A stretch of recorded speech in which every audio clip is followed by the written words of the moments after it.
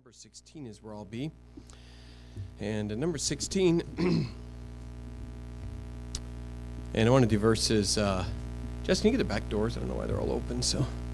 Number 16, and I'm going to start off with verses 1 through 4, though we'll read more verses than that, but I want to limit it a little bit because of my my voice. And I want to talk about backward thinking. Backward thinking. And the problem with this message, and we'll preach it because it's what the Lord laid on my heart, just in my own personal devotions and some things, is one, you don't know when you're thinking wrong because it seems like right thinking because you're thinking wrong. Okay, it's like you're grumpy, and everyone knows you're grumpy, but you don't think you're grumpy. You think everybody's just foolish in the world, and you just can't stand everybody. And after a little sleep, you wake up and say, you know what, I was just really grumpy. And but everything was really bothering you, but it seemed real. And just so you know, when something bothers me, it is legitimate. And so, but that's kind of what happens. You don't always know that. And the second thing is when you go into this here, what I'm going to talk about here, you're usually not in a spiritual position to realize you're thinking wrong. I remember I met somebody who, when they were backslidden, thought right. And I remember talking to them, and I said, and I thought, I didn't say much about it, and then they came back to the Lord and started serving the Lord, and then they backslid again. And I went to talk to them, and I was expecting them to give me all the backward thinking, and their thinking was still right. I said, that's really, really kind of strange. And the third time I told them, I said, you're the only person I've known who, when they backslide, they think right still. Yep, I'm backslide, I'm doing wrong. There's nothing wrong with what anybody else has done. It's been my fault, da-da-da-da-da. And they thought everything just right. They knew, look, the way of God's right, and my way's wrong, and I'm being dumb, and da-da-da. And I was like, this is wonderful to have a good backslider. And almost refreshing. We need more people to backslide like that. But it really was like, because you usually expect all the foolish thinking. And they had that. Solomon was able to do that. When he went in Ecclesiastes, he went and did all the sinful things. He says he retained all my wisdom, and that was for the purpose of writing Ecclesiastes and all those things. But it's very rare. And Numbers chapter 16, I want to talk about backward thinking a little bit here, and it's very backward in this chapter. It says, now Korah, the son of Izhar, the son of Kohath, the son of Levi, Dahan and Abiram, the son of Eliab, and On, the son of Pelath, the son of Reuben, took men. And they rose up before Moses with certain of the children of Israel, 250 princes of the assembly, famous in the congregation, men of renown. And they gathered themselves together against Moses and against Aaron, and said unto them, ye take too much upon you, seeing all the congregation of holy, even every one of them. And the Lord is among them. Wherefore then lift ye up yourselves above the congregation of the Lord. And when Moses heard it, he fell upon his face. All right, let's pray. Father, I pray you'd help me now to teach your word. I pray that you would penetrate all the way to the deepest parts of our souls, and between the discerning of the spirit and the soul and hearts and intents, and the intents of the heart. And Lord, I pray that you just speak. And Lord, your word would be powerful in our hearts and minds. I pray to have your words and your thoughts. And Lord, there's a lot of other things that go along with this message we didn't include. If you want something included, just bring it to mind and speak it with my voice also. And I pray that each one of us would have ears to hear and really just be honest with ourselves, and also be warned so we can think clearly when we're not thinking clearly. And so please help in this in Jesus' name. Amen. So Moses has a whole bunch of the leaders in Israel, some Levites, some very important spiritual leaders, and really people with high reputations, men of renown, it says. 250 of them come to him and tell him, you take too much authority, and you and Aaron, you guys take too much upon you, and we don't care for that, and we should all share in the authority, and we should all have that stuff. And now understand, this is in Numbers. This isn't Exodus, early in Exodus. This is way advanced in Numbers. Before this had happened, you have to understand, this is not Moses walks into Egypt and says, okay, let's go out of Egypt. And they said, you take too much upon you. Okay? This is way after that. This is after Moses brings 10 plagues to Egypt. I mean, plagues of flies and plagues of frogs and plagues of all the other animals dying and plagues of lice and plagues of darkness and blood in the water, and they still have good water, and fire from heaven. And these things are Moses calling down left and right. And they come, and Moses, God is using, of course, it's the power of God. But we see all these things. And then, of course, the Passover and all the firstborn die. But their firstborn doesn't die because they followed the instruction that God gave Moses and put the blood above the doorposts and killed the lambs and kept the Passover. And they left with all their children. And then, of course, they escape. They get the edge of the Red Sea, and they're all panicked and saying, God, why'd you bring us here to kill us? We're all going to die. We should have stayed in Egypt. And, of course, Moses lifts his rod, and the Red Sea parts. And they walk across on dry ground. Moses gets to their side, and he lowers his staff, and of course the water comes down, and all the Egyptians are dead. By that time, you'd think, hey, this guy's a pretty good leader. Wouldn't you think about, he's done all right. And it seems like he's hearing the voice of the Lord, and it seems like, hey, this is pretty good. And all of a sudden they immediately say, you know what, we're going to die of thirst here. And so he smites the rock, and water comes out and gives them all water. And they say, we're going to die of food. We're going to starve to death. And he, of course, goes to the Lord, and he says, God's going to send you manna, and it rains down food from heaven. And they get manna from the Lord. This is after Moses walks up onto the mountain and speaks to God face to face with a friend and brings down 2 tablets written by the hand of God. And he comes down there and brings these tablets to them, and here's the instructions of God. They hear the rumbling to see the presence of God, and they're afraid. And they say, why don't you just go talk to God for us? We're afraid God's going to kill us. So you just go ahead and go to God for us. The next time he comes down, his face is glowing so much of the presence of God that they have to cover his face with a veil, and because he's been getting the instructions for the entire law, for the entire nation from God, and they cover his face with the veil, and he gives them the entire law. While he's up there on the mountain talking to God, they make a false god. They make a statue, a lamb, and says, these are the gods that brought us out of Israel, and they're dancing naked in idolatry when Moses comes down. And God kills a whole bunch of them. Okay? Moses prays for them. God does not destroy all of them. And that doesn't happen. And then Miriam and Aaron come, and they're rebelling against Moses, and Miriam gets leprosy, and God only spares their lives because of Moses. But says, no, this is the one I am leading through. They go up to Kadesh Barnea, and they send in the spies, and when the spies come back, the entire nation says, you know what? We can't go in, we're all going to die, and God gets very mad. Let's go back to Numbers chapter 11 and kind of see this situation. Numbers in chapter 11.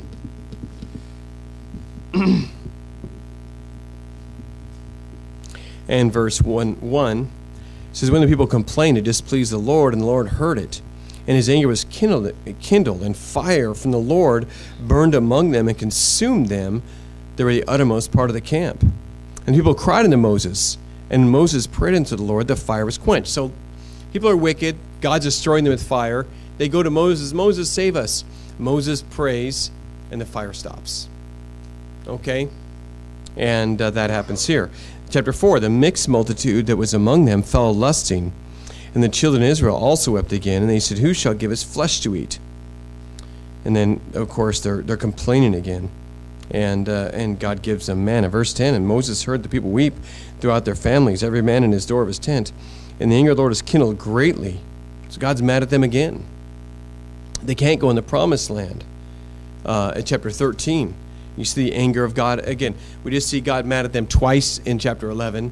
Now we're going to be in chapter 13. God's going to be mad at them again because they don't believe God. And chapter 14 and verse 2, and all the children of Israel murmured against Moses and against Aaron. And the whole congregation said to them, would to God we had died in the land of Egypt. Would to God we had died in the wilderness. Why has God brought us out in this land to be killed? And God gets very frustrated with them, of course, and said, verse 11, and the Lord said unto Moses, how long will this people provoke me? And how long will it be ere they believe me for the signs which I have shown them? God said, how much? These people are making me angry. How many times I've almost killed them? Again and again and again, they get mad and they get angry and they gripe and they complain, and I'm blessing them and I'm doing miracles for them. And every single thing I do for them, all I do is gripe and complain and say, why have you done this? And why has God done this to us? And he's just going to kill us and all these things. And they sin and they're about to die. And you saved me from them, Moses, over and over again. And now I'm not going to let, out of all these people, none of them are going to the promised land except for just the two, because they made me so angry. In verse, and God just says, I'm not going to do this anymore with them. I'm not going to continue to do this. And verse 12, I will smite them with pestilence and disinherit them, and will make of thee a greater nation and mightier than thou. Moses says, no, Lord, don't do that. And again, Moses saves them. And verse 22, behold, all those men which have seen my glory and my miracles which I did in Egypt, in the wilderness, and have tempted me now these 10 times, and have not hearkened to my voice, surely they shall not see the land as I swear unto their fathers, neither shall any of them which provoke me see it. God says, 10 times you guys have provoked me to anger, complaining and griping, and will always accusing me as God. And the only reason you're even there is because Moses prayed for you and tells them, you're not going to go in now. That's the context. And then Moses continues to give them some instructions that God's given them, and they're continuing on and in the wilderness there, and they get some more instructions from God, and all of a sudden, here comes this pack of 250 to Moses. They say, we need to talk to you, Moses. You take too much upon you. You take too much responsibility and leadership in this country. If I were Moses, I would have said, God, I need to revoke all prayers for them not to be consumed. Just go ahead and do it. But it's an amazing thing. The amazing thing about this is not they came that and said, hey, we'd like to be all leaders in this thing. By the way, the previous chapter, God had given Moses mercy, and he took a whole bunch of people, and he said, Moses, I'm going to give you a bunch of men to help you lead. And Moses, the chapter before, had his spirit had gone from him onto a bunch of men to help lead the nation. Not because they were such good leaders, because it was too much for Moses. Okay? But they still said, you take too much upon you, and do all these things. The thing about this thing is not Moses' position. It's not that they thought Moses took too much upon him. It's what they say is the reason. And that's what I want to talk about, is a backward thinking. It says in verse 3, it says, and they gather themselves together against Moses and against Aaron, and said to them, ye take too much upon you, seeing all the congregation are holy, every one of them. And the Lord is among them. Wherefore lift ye up yourselves above the congregation of the Lord. It says, why do you lift yourself up above us? Every one of us is holy. Really? Every one of you. You guys who just provoked God just 2 chapters ago. Who just said, we can't go in the promised land. You who whined and cried and said, we're all going to die in the wilderness when he got to the edge of the Red Sea. You who, when he got on the edge of the Red Sea, complained because there's no water. You who, when we rained down manna, said we want meat instead. You who had snakes among you because you're complaining and murmuring. You who 3 times now God sent plagues among you, and you came to me crying for me to pray for you. You are, every one of you, holy. You who are afraid to go up on the mount because God would kill you. You're all, every one of you. And I'm just separated and taking this authority on myself. And it's a crazy thing. Everyone is holy. Everyone is just like you, Moses. Why do you think you're above us? Now, we're not talking about leadership here. I'm not talking about anything else. We're talking about the way they were thinking. What are you thinking? Every one of you is as holy as Moses. Why was he the one who had to pray for you? Why was he the one on the mount? Why was his face glowing at the presence of God? Why do you keep on getting God judged? Why does God keep burning up a bunch of you? until Moses starts praying for you. Why do you think you're holy? Think of Proverbs chapter 20 and verse 6. It says, every man will proclaim his own goodness, but a faithful man who can find? Every man will proclaim his own goodness. Moses said that this isn't my idea, guys. I didn't want to be here. I was happier with the sheep. He tells him, he says, this is God's idea. I didn't want to lead you. God, I don't want to do this, but God's put me in this position as the leader. Chapter 16, and just share that with you real quick. Verse 28. And Moses said, hereby shall you know that the Lord hath sent me to do all these works, for I have not done them of mine own mind.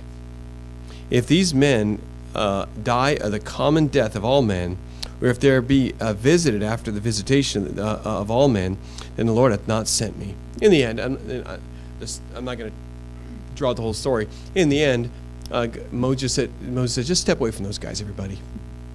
And the earth opens up, they all drop in, and the earth closes back up. And Moses said, okay. Any question who's right? And that's what happened. Yeah. And Moses tried to give them instructions. We're not going to do what you say. And God said to Moses, okay, then move away from him. And then the earth opened up. They all went in there and died. God talks about it in the New Testament, refers to it again, about the rebellion of Korah and how wicked it was. But the thing about it is for them to come and after all that and not see their own lack of spirituality and Moses' spirituality is their backward thinking. Just a couple things, just 2 points. Number one, backward thinking reverses who you are and what you deserve. Backward thinking reverses who you are and what you deserve. It's backward. They didn't come and say, Moses, I know we're not the greatest people. I know we've made some mistakes. I know that. But you know what? Look, let's all share this responsibility. Let's have a democracy. None of that. It was, you think you're better than us. Every single one of us is just as holy as you are. And look, none of those people were going in the promised land. God said all these people provoked him 10 times. All of them were ones who God judged. This nation was a nation and God said, you've made me angry 10 times. This is a nation that God kept saying to Moses. You can read Exodus 32 and other passages. God says, Moses, I'm going to kill them. I'm going to kill them all. I'm going to start again with you. He did it again in Numbers. And Moses had to stand in front of God and say, no, Lord, don't destroy them. But they say, we're holy, every one of us. Because you cannot see. When you're far from God, you're in darkness. He that walketh in the light as he is in the light. You know, you see things right and you kind of get right. We walk in the light as he is in the light. We have fellowship one with another, and the blood of Jesus Christ, his Son, cleanses us from all sin. When you're far from God, you're in darkness, so you cannot see. You cannot see when you look in the mirror that your hair's sticking every direction. Okay? You cannot see when the room is dark that you're all messed up. You got dressed in the dark and you have one blue sock and one gray sock. But you can't see because you're in a dark room. Okay? You look really good. You look in the mirror, the lights are out, everything looks fine. You don't realize you got toothpaste all over the side of your face still.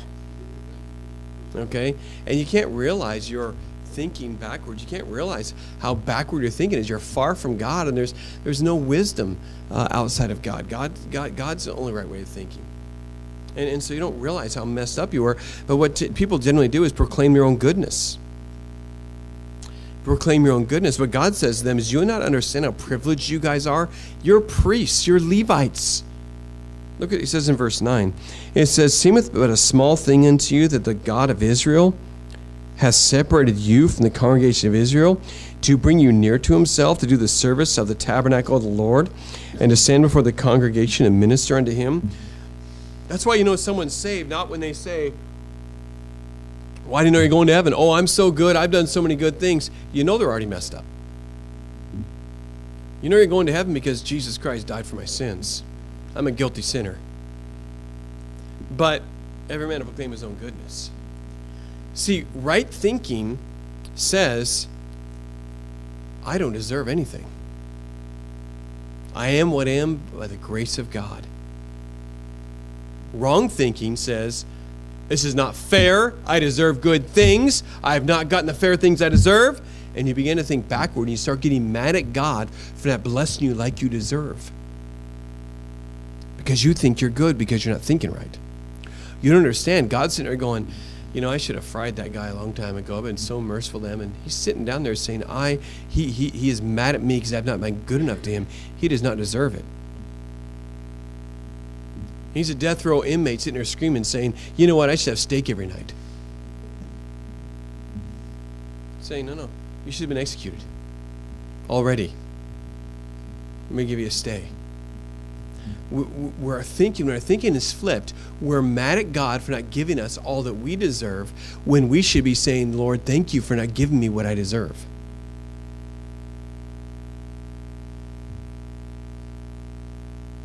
But that's backward thinking. Backward thinking does not understand mercy because you don't think you need mercy. You think you've not been treated fairly. No, you deserve to go to hell. You've sinned a whole bunch of times. You forget who you are. I forget who I am.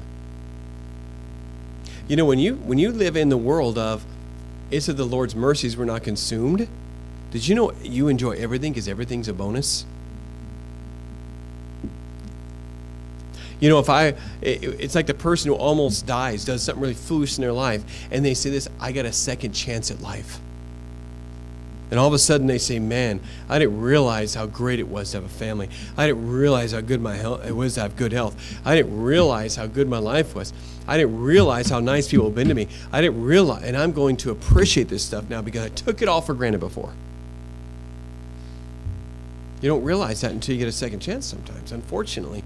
Backward thinking makes you think you've not been treated fair, and you're angry and you want more. And thankful thinking says, I don't deserve anything, but I sure enjoy what God gives me. But many of us have backward thinking. Let me show you the difference between two people's thinking. One has backward thinking, one has the right thinking. Jeremiah in the book of Lamentations. Going through hard times, but he says this, Lamentations, the great chapter 3. And then I'll turn to Jonah. Lamentations chapter 3. And verse 21. It says, this I recall to mind, therefore have I hope. It is of the Lord's mercies that we are not consumed, because his compassions fail not.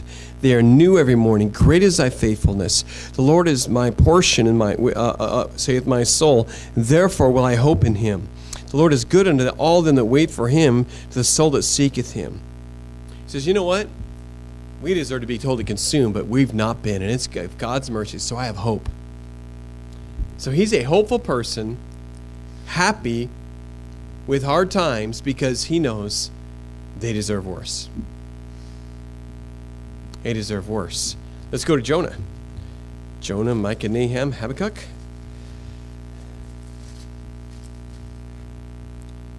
Jonah is sitting there lamenting that God didn't destroy a city because his thinking's not right. And God brings a plant over his head, and that plant gives him shade in a hot day. And a little worm comes by, eats the plant falls down and dies, and Jonah gets all grumpy and pouty about it. And look what God says in verse 9 to him. And God said to Jonah, doest thou well to be angry for the gourd? And he said, I do well to be angry, even unto death. And the Lord said, thou hast had pity on the gourd, for which thou hast not labored, neither made it grow, which came up in a night and perished in a night. And should have not spared this great city Nineveh, when it has all these thousands of children. He says, you know what? I brought that gourd in one night up for you, to be kind to you, teach you a lesson here. You know what? He's furious because he didn't have the gourd anymore. He's a person who thinks he deserves more. He's a person who is doing wicked. His heart is not right. And so he's pouty and grumpy and thinking he should have more and thinking it's not fair, and he's all backward. Jeremiah is a person in the burning city and says, it's of the Lord's mercies we're not consumed. When you realize that God's mercy keeps you from being consumed and his grace gives you good things, you lovingly sing, thank you, Lord, for your grace, and thank you, Lord, for your mercy and amazing grace. And you sit here and praise the Lord for what he's done for you, because you realize not, why didn't I get all these good things? You say, why do I have all these good things? And no longer is it, why do bad things happen in this world? You ask, why do good things happen in this world? See, because this world has offended a holy God. And if I got what I deserved for all my sin, I'd get chorus treatment, which is a very quick elevator down. Okay, that's what I deserve. And I'm not going to forget who I am. I'm a sinner, done a bunch of things wrong. Known better, God deserves better than me, and you know what? I'm going to enjoy every minute of God's blessings. And you know what? I deserve a whole bunch of punishment. And don't say, Lord, give me what I deserve. Don't say that. I deserve better. No, you don't. It's always a person who says, I didn't deserve that ticket. I've gotten those where I didn't deserve the ticket. But you know what? You know how many times I didn't get a ticket when I deserved one? Let's not call. How many of you want to call for complete justice? You know what? God, give me every ticket I deserve and just take away the ones I got that I didn't deserve. How many want that to happen to you? Right? Some of you wouldn't have room in your house for all those tickets. You'd be... but you know what? With God, He's been good to us. When your thinking's wrong, you think you're so good, you deserve better in life. You don't realize your sin and what you've done. These people do not realize how wicked they were. They're sitting there saying, we're all holy just like you, Moses. And Moses is going, really? I must understand what holy is. Like a hole in your head? Is that what you're referring to? Is that because you don't seem more holy than you haven't seemed like it? But when your thinking is backward, what you think is you think you are really good and everything that's happened to you has been unfair, and you get bitter about it and angry, and it's everybody's fault. And especially anybody who stands for righteousness, your parents, your preacher, whoever, and you begin to get very angry at them because they just don't know how good you really are. Okay? And you get that. You have a different attitude. Saul's arguing against Samuel versus David's humility with Nathan. Saul just comes saying, no, I had a right to do this. It was I did what I was supposed to do. It was fine. And he lost his kingdom. And David messed up and did wrong. And they said, thou art the man. And he said, I have sinned. And he was humble. He said, Lord, have mercy upon me, Psalms 51. Have mercy upon me, God. Backward thinking reverses who you are and what you deserve. It makes you think you're a good person and you deserve all kinds of blessings, and everything that's gone wrong in your life was an unjust thing, and you do not realize the blessings and what God has held back from you. Always remember Romans 3:10, there is none righteous, no, not one. And ask for mercy. Right thinking says, I'm just a sinner. Lord, I don't deserve anything, but I ask for your mercy and I ask for your grace, and I just ask for your help in things, Lord, and thank you for what you've done for me. Because God's been good to all of us. I deserve a lot worse than I have. Because backward thinking just tells us we're good and everything that's ever happened to us is unfair.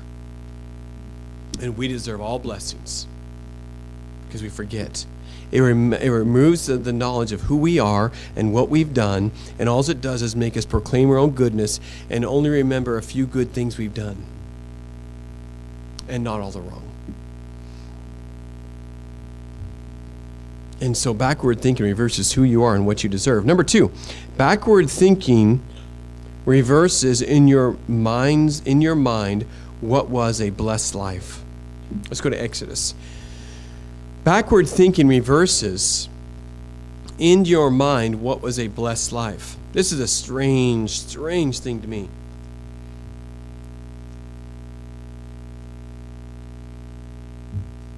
I'll admit I'm a person who does not make, just my nature is not to make emotional-based decisions. I'm a little bit Joe Friday, just the facts, ma'am. I tend to, somebody can tell somebody comes tells this big, long, terrible story about how that 26 things happened to them terrible and wrong, and they said, so I went and I stole this food. And my mind says, you stole food. And the rest of it is, okay, why are you telling me all these details about, you lost your food, you lost your card, you lost your this, and why are they telling me all this? And all of a sudden, oh, you stole food. Didn't you hear my whole story? I admit, I understand there's compassion, you're supposed to have that in there. My mind just doesn't work that much like that. I'm kind of a factual person.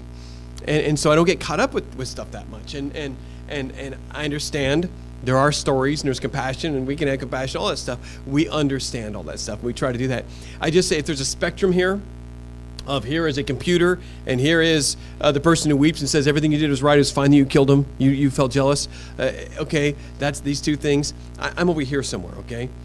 And so when you see this stuff, I've listened to people over years. I remember just being a baby Christian sitting in church and listening to some guy, and there's a lot of testimonies, and the guy get up and tell his testimony about how he's this wicked sinner, and he was empty, ready to blow his brains out, and then all of a sudden God spoke to him, and he got saved, and I've never had such joy in my life, and I'm serving God. I would look at that guy and see him come to church, all this joy and happiness, and he just loving church and loving serving the Lord, and I'd see the guy backslide.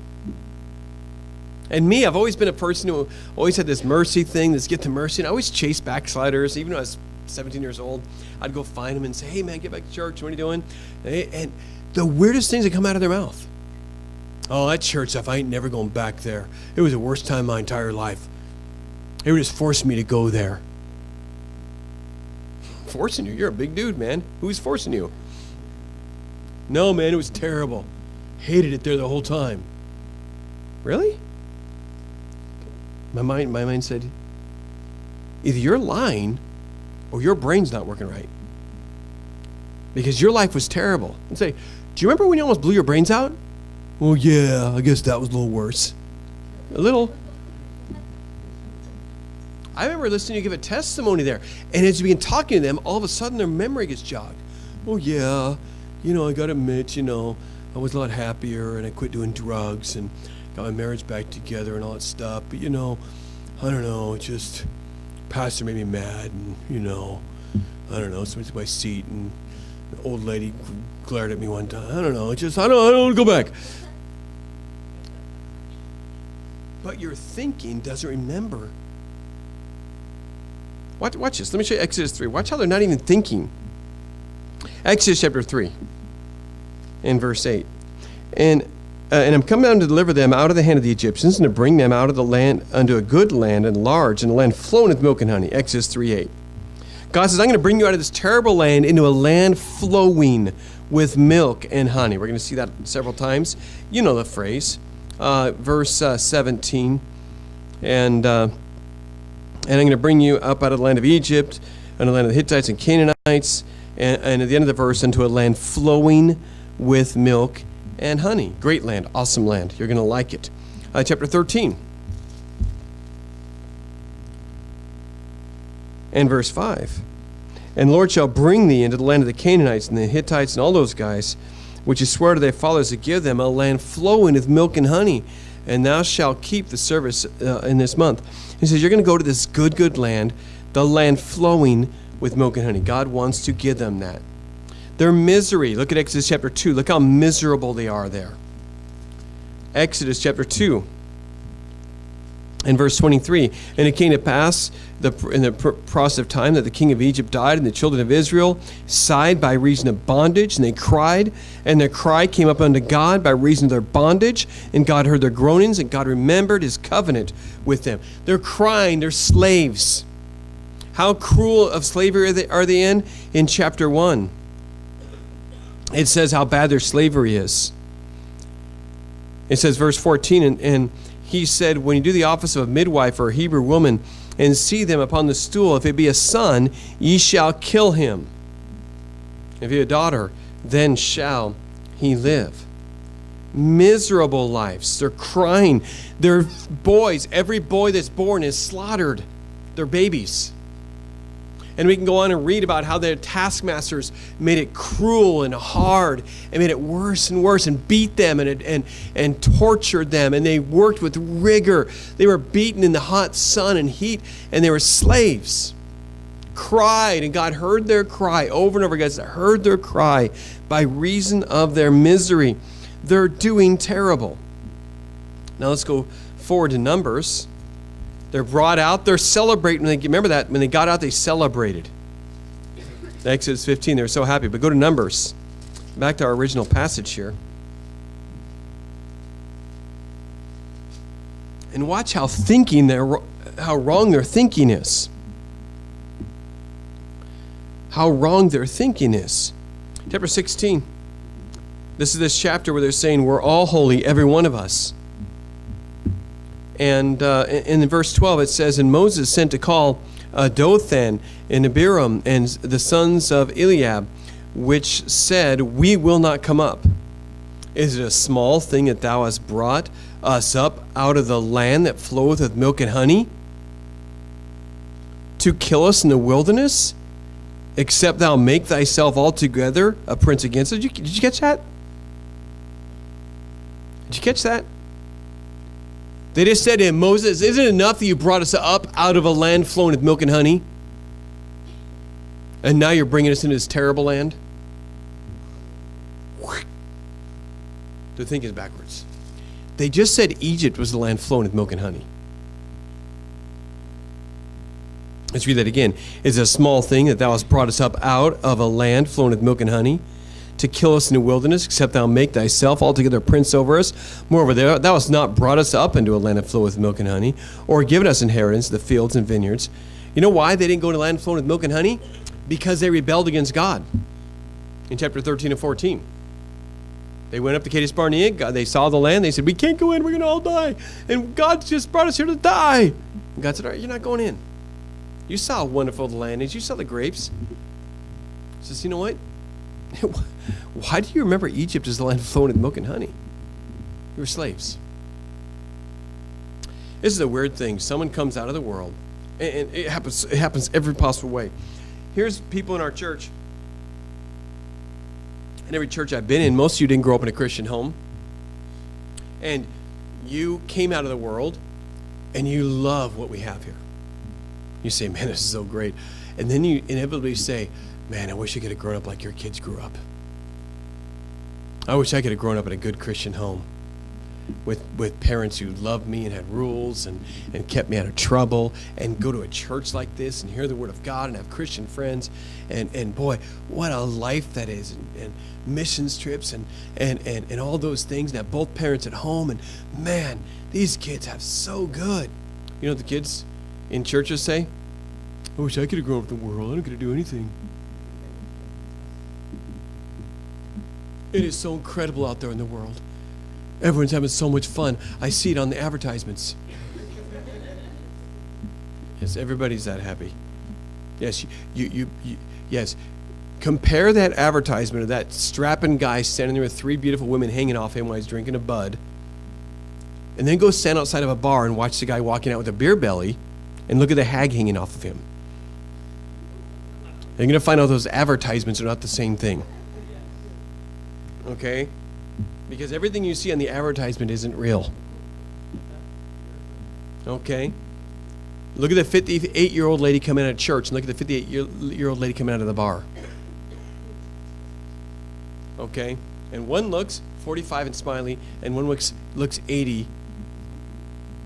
Just came out of the microwave. Okay? And because, you know why? Because the devil flips things around, and a kid's got a great home, and the strange thing is, they think they have a terrible home. Until they get older, which they will, and then they'll go back and they'll say, I had a great home. What was I thinking? Why? It's the devil. The devil sits there and tells you have a terrible home. I grew up in a bad home. Okay? You watch your oldest brother break your mom's head open and split her head open and punch her in the face.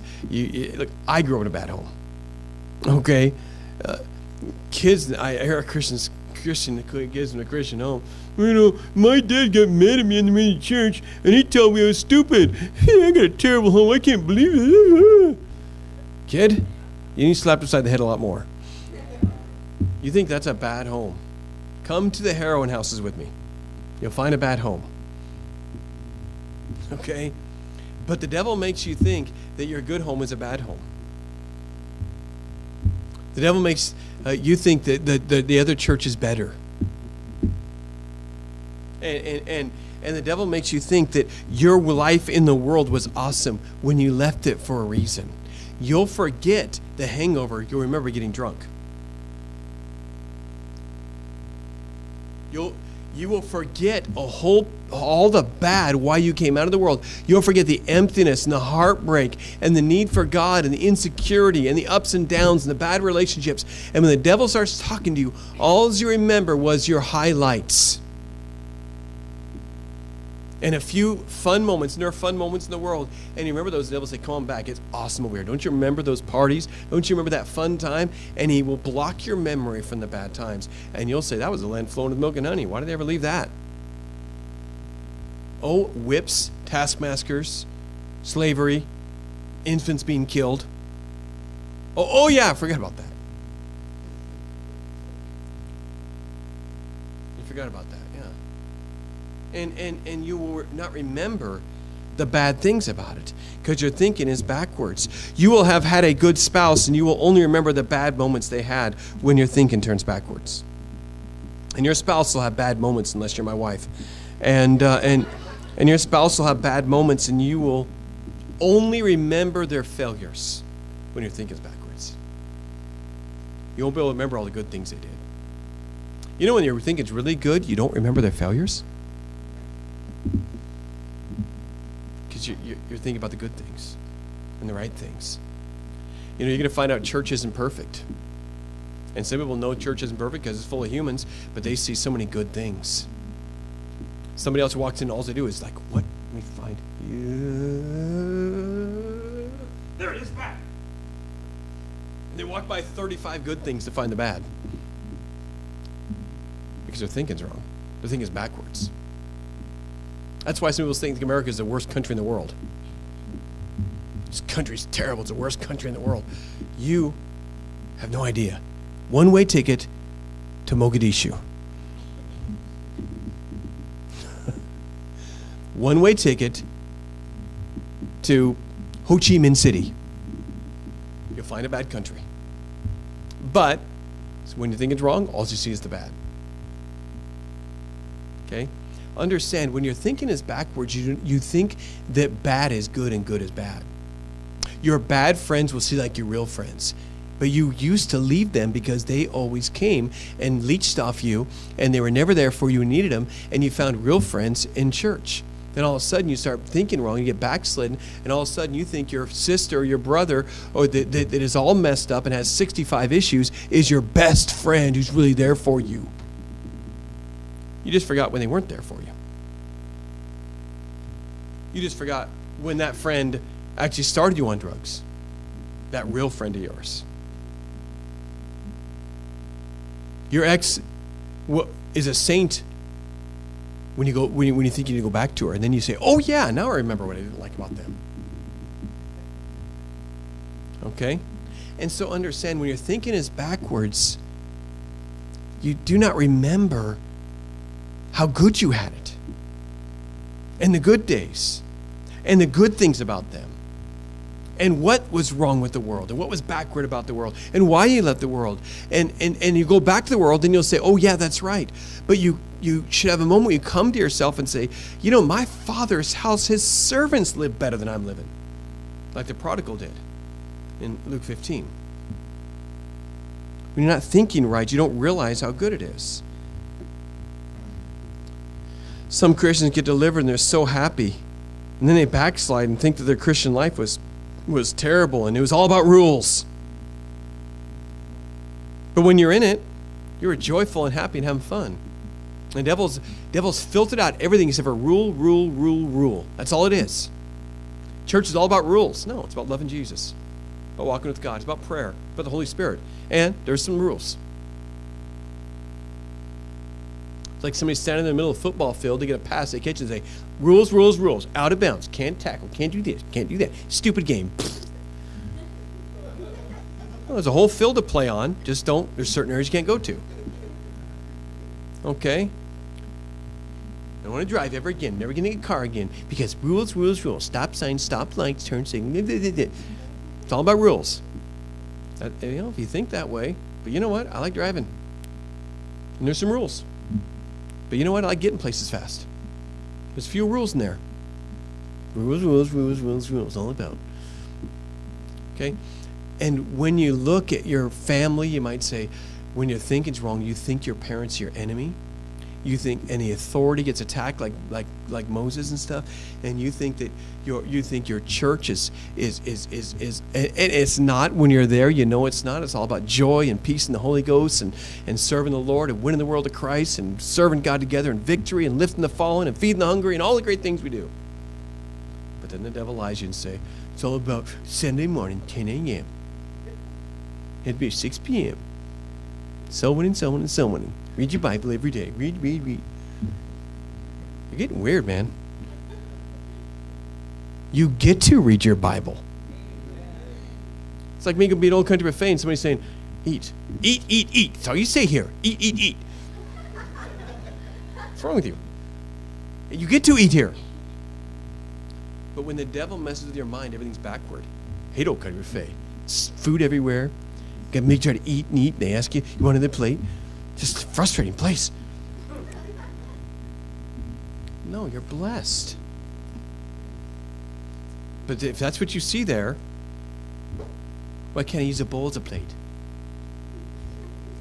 Why can't I use a plate as a bowl? Why do I want to put ice cream in my cup? And you always start thinking weird. Because you think it's a terrible place because they have certain ways of doing things.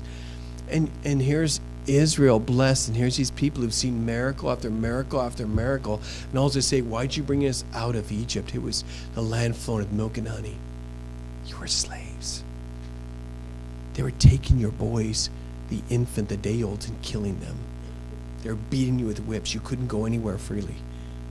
You were working sun up till sundown in the sun, getting whipped by whips. Oh, yeah. Oh, yeah. We did want to leave there. We did celebrate when we got out, didn't we? That's right. Because the devil, when your thinking is backwards, it seems like everything good is just a burden you have to endure. And every person who's good only does bad. And everything you get to do in life is just, it's good. It's just a burden. And everything is just stopping you from having fun to do the bad, because bad is good and good is bad. And bad friends are actually good friends because they don't judge me. And good friends are actually bad friends, and all the backward thinking you get. And good parents are bad parents. And the parents don't have any rules, so their kids are good parents. And everything's backward because your thinking is backward and you're crazy. Here's the thing to remember. I can think like that if I backslide. That's the way I'll think. I've talked to pastors who think this way. The ministry's a burden they have to do. And it's all a bunch of restrictions, and they can't hardly do anything, and everybody's after them. And you can think about that. When you get backslidden, you just get backward in your thinking. And marriage isn't a privilege. Marriage is now a burden. And this person's only bad, and they don't do anything good. They do a lot of good, and your thinking is backwards. So two thoughts: when your thinking is backward thinking reverses who you are and what you deserve, and backwards thinking reverses in your mind what is a blessed life. Jesus came, you might have life, might have it more abundant, but it sure seems like the devil tells you it's going to be a terrible life if you serve the Lord. But it's a great life serving God. It's abundant. And if you have Christian parents, you have both parents at home, you have someone who loves you in your life, just enjoy the blessings and realize, you know what? I don't deserve much, but I got some good things. Let's pray.